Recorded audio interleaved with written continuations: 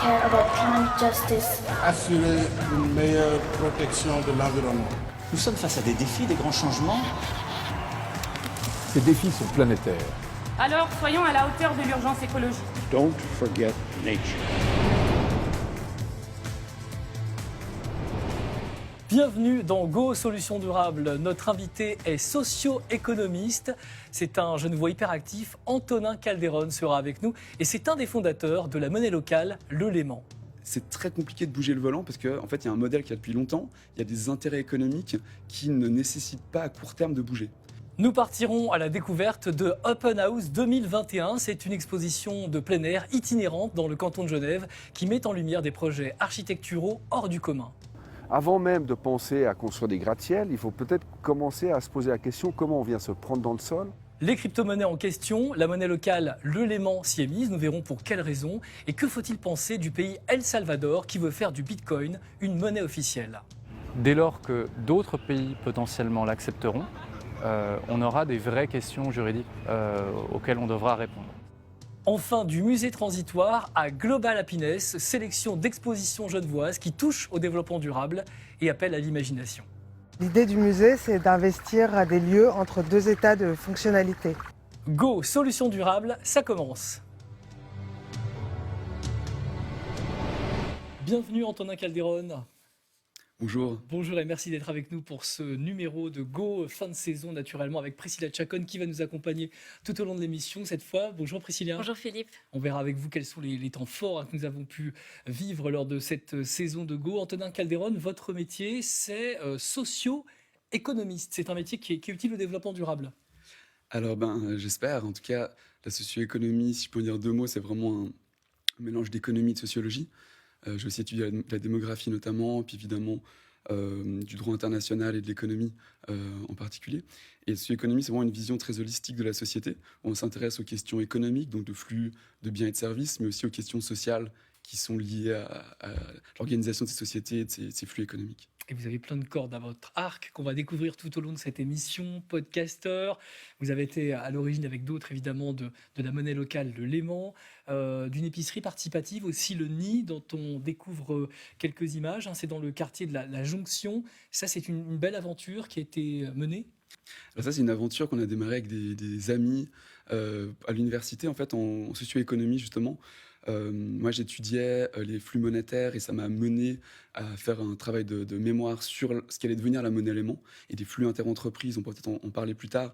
Les flux interentreprises et le potentiel d'une monnaie complémentaire pour dynamiser des flux interentreprises locaux et durables. Et puis en parallèle, des amis travaillaient sur ce qui s'est fait à New York il y a 30-40 ans, la Park Slope, et puis donc une épicerie participative. Et ils ont réfléchi comment on pouvait imaginer la mettre en place à Genève. Actuellement, il y a 800 membres, il y a un CA qui a beaucoup de compétences et plein d'enjeux de l'année dernière et d'une grosse montée en échelle du Nid qui a été assez magnifique avec aussi beaucoup de choses compliquées et d'enjeux à gérer. Alors à Genève, il se passe beaucoup de choses qu'on salue naturellement dans cette émission. Il y a également des études qui sont un petit peu moins flatteuses pour Genève. Étude de Greenpeace qui est sortie mi-juillet concernant l'usage de la vaisselle réutilisable, du plastique notamment. Et alors là, on le voit sur ce classement des villes. Certaines sont bien classées. C'est le cas de Bâle, ville. Genève, en revanche, très mauvaise note. Ça s'explique comment ça ? Je pense que ça peut s'expliquer par le fait qu'il y a sûrement beaucoup moins de coordination. Parce qu'en fait, si on veut des contenants réutilisables, que ce soit facile et donc que les gens le fassent naturellement parce que c'est accessible, il faut une coordination. C'est-à-dire qu'il faut qu'on puisse les prendre un peu n'importe où, les déposer un peu n'importe où, qu'il y a vraiment des filières derrière qui gèrent du coup cette réutilisation, ce nettoyage et cette redistribution dans les lieux de vente. Je pense que l'État et les SIG ont un rôle important à jouer. Ça permet du coup d'avoir quelque chose de beaucoup plus simple à mettre en place et à déployer. Parlons du climat maintenant. Madagascar traverse sa pire sécheresse actuellement depuis 40 ans. En Amérique du Nord, on a des températures de 50 degrés. Depuis Genève, qu'est-ce qu'il faut penser de ce chamboulement ? C'est une question compliquée parce que c'est des choses qui nous dépassent à notre échelle humaine et dont on voit des prémices actuellement.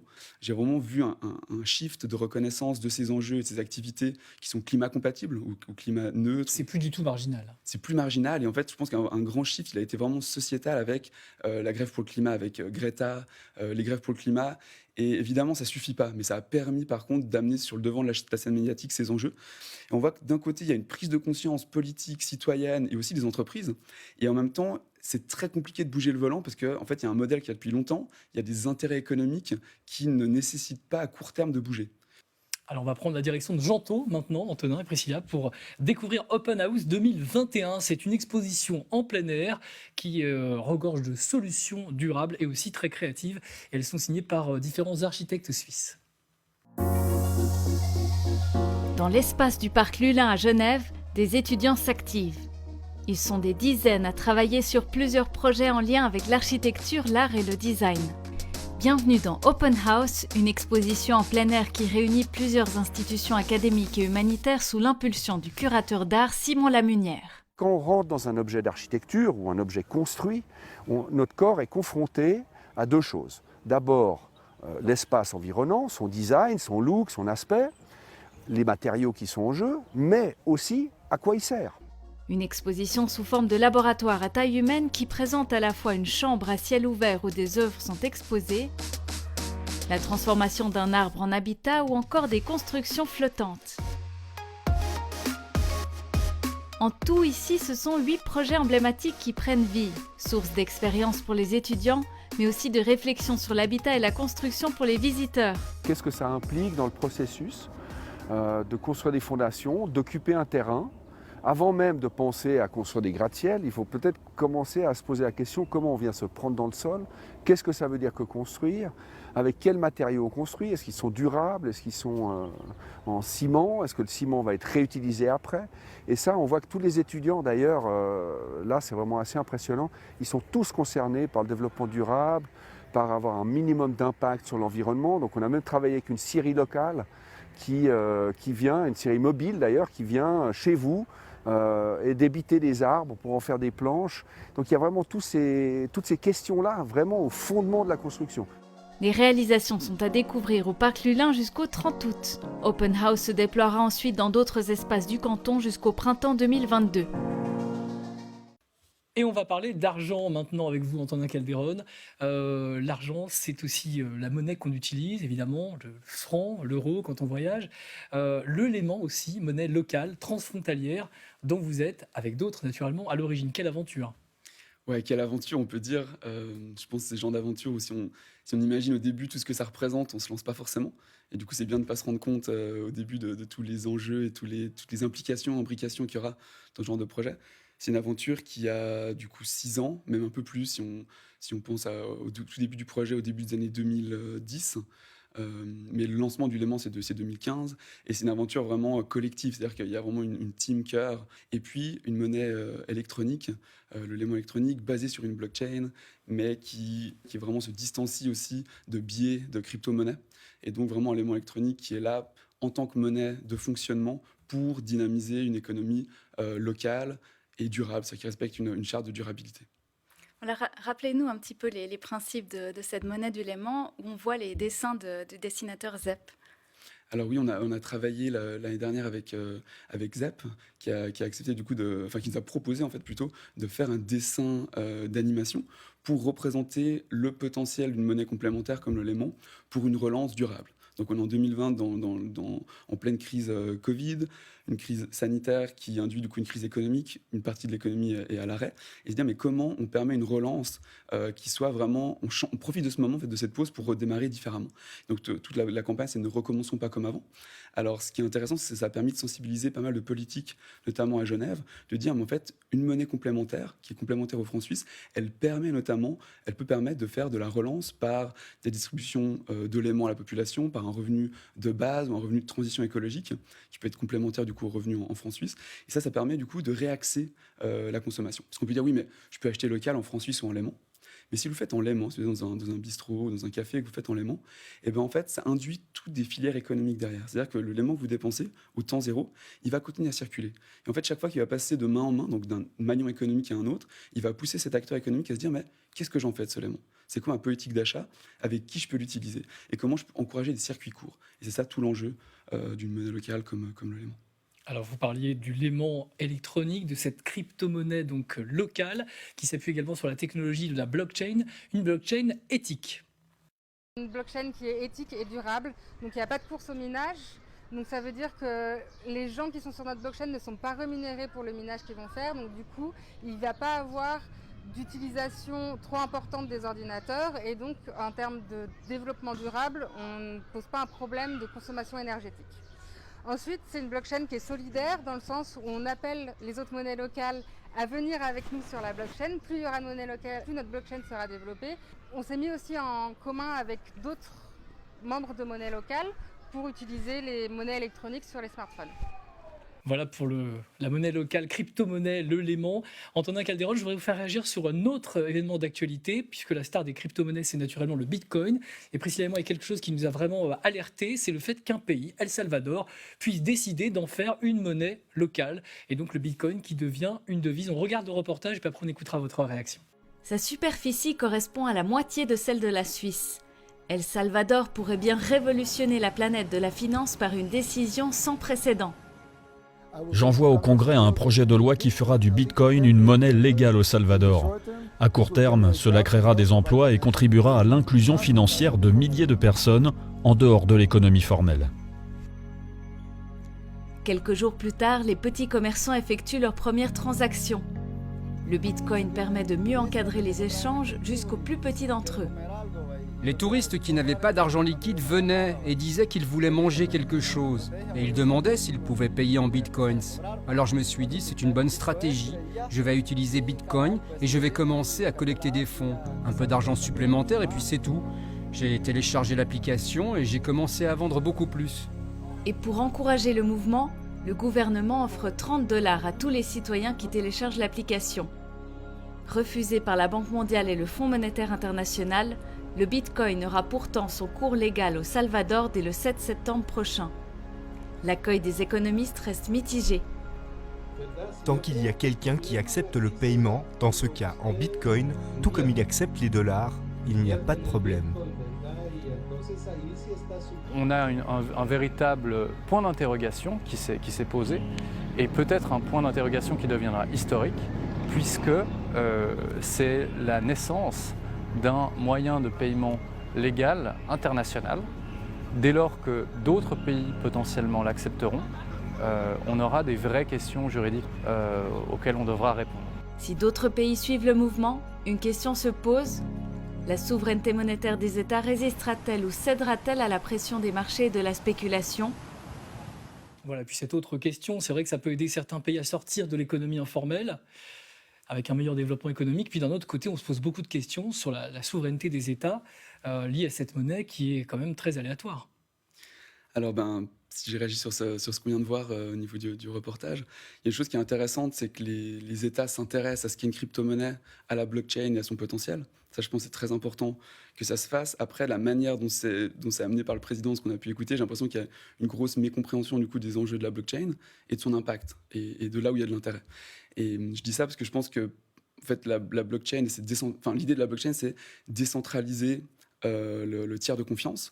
Et qu'en fait, au lieu qu'il y ait un notaire, une banque ou quelqu'un qui soit un tiers garant d'un accord, et du coup de la confiance, c'est du code mathématique qui permet de le faire. Et donc on n'a plus besoin en fait d'une personne ou d'une institution pour le faire, mais c'est un code sur lequel on se met d'accord, qu'on lance, et qui va permettre du coup d'externaliser ce tiers de confiance et de le rendre beaucoup plus sécurisé qu'une institution ou des personnes qui peuvent du coup faire des erreurs. Donc ça c'est intéressant et je pense que l'État il a tout intérêt à s'intéresser à ça parce que ça va évidemment révolutionner tout le monde de la contractualisation et monétaire aussi dans les années qui viennent, et c'est déjà le cas depuis peu. Après, le projet du Bitcoin, s'il a le panache d'avoir été le premier, d'avoir été l'initiative de ces projets en blockchain, le gros problème, c'est qu'intrinsèquement, c'est une monnaie qui est très volatile. Mais c'est ça, si elle se casse la figure, qu'est-ce qui se passe ? C'est-à-dire que le but, c'est que le Bitcoin, en fait, c'est une monnaie spéculative qui n'a pas pour vocation de circuler en tant que monnaie de fonctionnement et qui est là pour circuler sur le marché des changes flottants. C'est-à-dire qu'on l'achète et qu'on la vend avec des dollars, avec des euros, avec des francs suisses, etc. Et en fait, du coup, le gros problème, c'est que pour qu'une monnaie soit une monnaie qui a une utilité, ses fonctions, il y a notamment la réserve de valeur. C'est la mesure, la mesure et puis il y a la réserve de valeur qui est très importante. Ça peut être de l'or, c'est ça ou quelle que soit la monnaie, ça peut être des coquillages, on parle des paléomonnaies, c'était des coquillages. Et en fait, ce qui est important, c'est quand je reviens demain, et si on travaille dans cette communauté ensemble, les trois, et ben en fait, à un moment donné, je sais que je peux payer à peu près des feuilles de papier, un micro, votre chemise, avec le même nombre de coquillages. ou de francs suisses, ou de l'aimant, ou de Bitcoin. Et le problème, c'est que si c'est très volatile et qu'en fait, j'ai aucune idée de quel sera le taux de change du Bitcoin demain, et ben en fait, il y a un énorme risque pour l'économie. C'est-à-dire qu'en fait, je ne sais pas du tout comment, si je vais pouvoir payer votre chemise avec un Bitcoin demain, ou je vais pouvoir en payer 100. Et du coup, en termes de confiance et du coup de relations économiques, on a un gros problème. C'est la première chose. Et l'autre chose avec le Bitcoin qui est vraiment assez monstrueuse, c'est le coût énergétique du projet. On l'a entendu dans le reportage juste avant, c'est qu'en fait, on a une course à la puissance et au minage qui fait que plus il est utilisé, plus il se répand, plus le coût énergétique du Bitcoin devient vraiment important. Il y a encore une année ou deux, on parlait que le coût énergétique des serveurs qui minent le Bitcoin était équivalent au ménage suisse. Et ça n'a pas arrêté de continuer. Et c'est de manière très artificielle que la puissance nécessaire pour le calcul augmente et augmente. Donc c'est pour ça qu'avec le Lemon, on a repris le code source, pas du Bitcoin, mais de l'Ether, qui est une crypto-monnaie un peu plus évoluée que ce qui a fait le Bitcoin, et qu'on a changé les règles du jeu pour ne pas être gourmand en énergie et pour ne pas être spéculatif. On va faire une petite pause, on va souffler un petit peu, on va revenir évidemment sur ces numéros de cette saison qui vient de s'écouler, Go Solutions Durables. Priscilla, c'est vrai qu'il y a eu près de 30 enquêtes, 130 acteurs du développement durable qui ont été rencontrés. Qu'est-ce qui vous a marqué, vous, pendant cette saison ? Je me suis rappelé de ce reportage qu'on a fait dans la petite manufacture Orfèvre à Satigny. On a rencontré 2 passionnés qui, en fait, au départ, travaillaient pas du tout dans ce domaine. Ils étaient dans l'horlogerie et le marketing. Ils ont décidé de tout laisser pour démarrer la fabrication du chocolat. Et je trouve que ces histoires de reconversion professionnelle, elles inspirent, elles donnent de l'enthousiasme et il en faut dans le développement durable. Alors, je vous propose de regarder cet extrait. Caroline et François-Xavier sont en contact avec 6 sourceurs qui connaissent leurs 400 planteurs. Prix de la tablette pour une rémunération juste de tous les partenaires, une dizaine de francs. Je préfère payer 5 à 10 fois le prix de la bourse, avoir un chocolat qui sort sur le marché très cher, mais savoir que moi derrière les planteurs, ils comprennent aussi qu'ils font de la qualité et qu'on est tous dans la même vision du monde, à savoir préserver la nature, envoyer les enfants à l'école, transmettre des valeurs et continuer à faire ce qu'ils font depuis des décennies. Allez, on va filer au musée tout de suite. Dans les expositions, il y en a pas mal à Genève cet été. Certaines d'entre elles touchent au développement durable et appellent à l'imagination.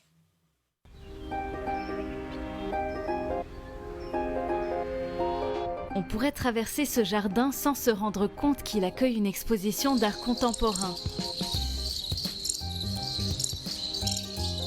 En attente d'un nouvel aménagement, ce lieu privé a été mis à disposition du musée transitoire pour 1 mois. L'idée du musée, c'est d'investir des lieux entre 2 états de fonctionnalité. Alors, si on a investi un garage désaffecté qui tournait comme ça de 4000 m² à Paris, ici, quand on est venu à Genève, on avait envie d'un lieu très différent. D'où, voilà, on vous amène en Thaïlande, la Thaïlande à Genève, la forêt de bambou à Chambézy. Les artistes avec lesquels on travaillent beaucoup in situ. Donc à partir de l'architecture.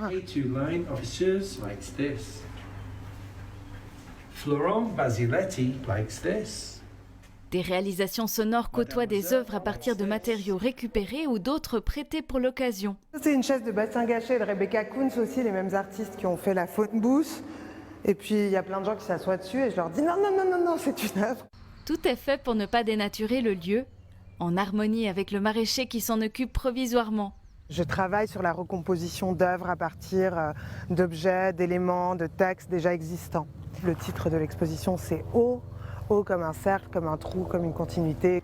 Donc il y a cette notion aussi de recyclage, et de recommencement.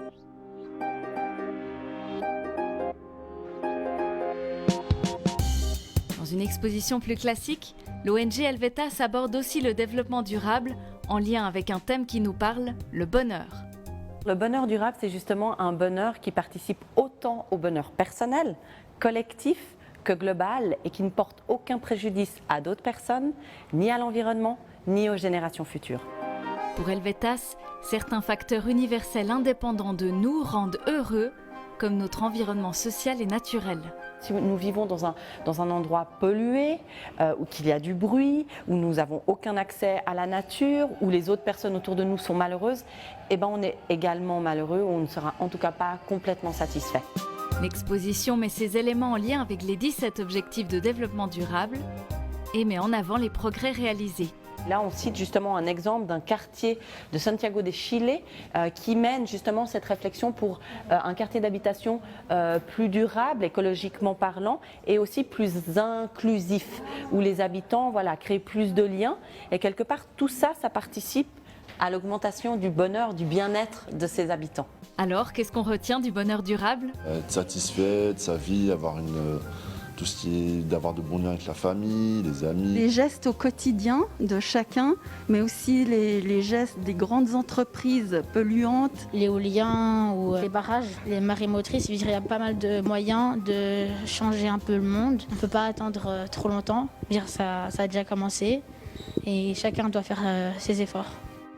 Voilà, et pour que ça bouge en développement durable, on a besoin de ces créateurs, de ces artistes. Leur rôle importe vraiment pour qu'on change un petit peu la perception.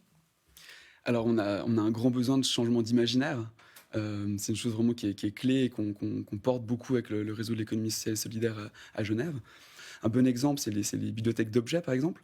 Parfois, en ayant moins d'objets chez moi, j'ai beaucoup plus d'objets à disposition. Et donc se dire aussi dans l'imaginaire... La manivelle, par exemple. La manivelle, exactement. Finalement, c'est se dire, en fait, je peux avoir plus de confort en ayant un plus faible impact écologique. Et pour ça, il y a besoin de changer d'imaginaire, de se projeter. Et les artistes, les créateurs, dont on a pu voir aussi des extraits, ils ont un rôle vraiment clé à jouer. Dans l'histoire, les artistes ont toujours eu ce rôle clé de dire, mais voyons plus loin, voyons en dehors des schémas, cette transition qu'on doit faire, cette transformation, puisqu'une transition de notre modèle économique qui doit passer par se projeter de manière positive dans qu'est-ce que ça peut être. Et j'espère que c'est ce qu'on fait avec le Léman, avec le NI et l'ensemble des acteurs de l'économie sociale et solidaire à Genève. Et parfois une prise de conscience aussi plus spirituelle, plus intime. Et ça évoque justement un des autres temps forts de cette saison de Go, Priscilla. Voilà, exactement, les bains de forêt. Donc, nous sommes allés en février dans une forêt au-dessus de Lausanne. Super tournage. Voilà, exactement. On a évité les moins 15 degrés, on a décalé un petit peu le tournage. Pour l'anecdote, on a voulu se faire une fondue dans la forêt, ça n'a jamais marché. Ça n'a pas marché. Le tournage a marché. Oui, exactement. Et là, en fait, dans ce cadre, dans cette forêt au-dessus de Lausanne, dans le silence, et je ne sais pas vous, Philippe, mais moi, même derrière la caméra, j'ai pu un peu me reconnecter avec le rythme de la nature. Regardez. Né au Japon, cette pratique simple invite à changer de perception par rapport aux vivants et en particulier aux arbres. Et si vous êtes d'accord, de bien vouloir fermer les yeux un moment. Et de prendre quelques grandes respirations. De vraiment prendre un moment pour être là avec toi. Ça va ? Oui. En fait, déjà rien que l'air que je respire, il dépend de la forêt, il dépend des plantes. Et donc en fait, on est en permanente collaboration. Et on nous a vendu une idée qu'on devait être dans la survie, la compétition, que c'était que le plus fort qui gagnait, ce qui est complètement faux. Tout est un écosystème et tout est basé sur cette collaboration. Et donc peut-être dans une pratique aussi simple et vraiment ouverte à tout le monde que le bain de forêt, on peut commencer à toucher ces espaces-là de tendresse. Et donc de basculer un petit peu notre point de vue, de basculer un peu notre positionnement, et plutôt que justement ça m'appartient, de commencer moi à appartenir. Coué ! Personne répond. Vous êtes congelé ? Ouais, mais bien. mais j'ai beaucoup apprécié, ouais. Puis bon, un monsieur est passé, alors ça m'a un peu sorti de mon truc.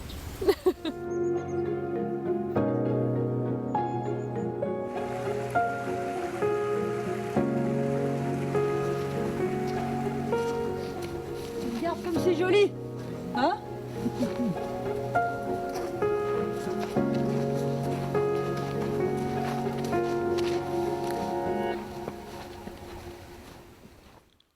Voilà, et Antonin, je rappelle que vous êtes un acteur du développement durable, mais incroyable à Genève, beaucoup de cordes à votre arc, on en a beaucoup parlé. J'allais oublier le podcast, un podcast qui s'appelle Commun. Exactement, Commun, le podcast d'après. On va écouter un extrait. Le monde d'après. Ne recommençons pas comme avant. La manivelle, elle s'est construite sur des années. Quelle a été l'étincelle qui fait que ça s'est matérialisé et que maintenant il y a un local à la jonction ? Le déclencheur, c'est tout simplement que j'ai eu du temps. C'est vraiment différent d'avoir ces gens qui prennent le temps de parler dans un podcast où le rythme est un petit peu différent de celui des médias habituellement, où parfois c'est un petit peu court, c'est vrai, pour s'exprimer. Ouais, l'idée, c'est de prendre le temps. En fait, ce podcast, il est né suite au manifeste d'après qu'on a publié avec le réseau de l'économie sociale et solidaire en avril dernier, en avril 2020. Et en fait, on parle de Genève, mais dans le monde entier, en fait, s'il y a vraiment ces prises de conscience et ces velléités entrepreneuriales et des personnes qui vont créer ces dynamiques et des personnes qui vont rejoindre et qui vont permettre de co-créer, il faut des compétences très complémentaires pour faire qu'un projet comme ça voit le jour. Et ben en fait, ça permet du coup de faire cette transition par le bas, bottom-up, et du coup vraiment de transformer notre économie par des réflexes du quotidien. Et c'est ça que les gens du coup deviennent partie prenante de cette transition écologique et sociale. Dans leur quotidien, ils vont s'approprier qu'est-ce que c'est des circuits courts dans ma nourriture, qu'est-ce que c'est la mobilité partagée, des choses comme ça. Et l'objectif de ce podcast, c'est d'aller à la rencontre de ces personnes, de comprendre c'est quoi leur chemin de vie et c'est quoi les enjeux, les freins, les leviers au niveau politique pour que leur projet et leur vision du coup de leur domaine se déploient dans les quartiers à Genève et en Europe et dans le monde. Le temps passe très très vite, il faudra absolument revenir dans cette émission. Antonin, merci Priscilla pour toutes ces enquêtes, tous ces reportages. Merci. Et merci aussi à tous nos partenaires, aux équipes de Léman Bleu. On vous retrouve très bientôt. Go Solutions Durables, c'est également sur Internet pour revoir toute la collection des 10 numéros que nous vous proposons depuis l'automne dernier.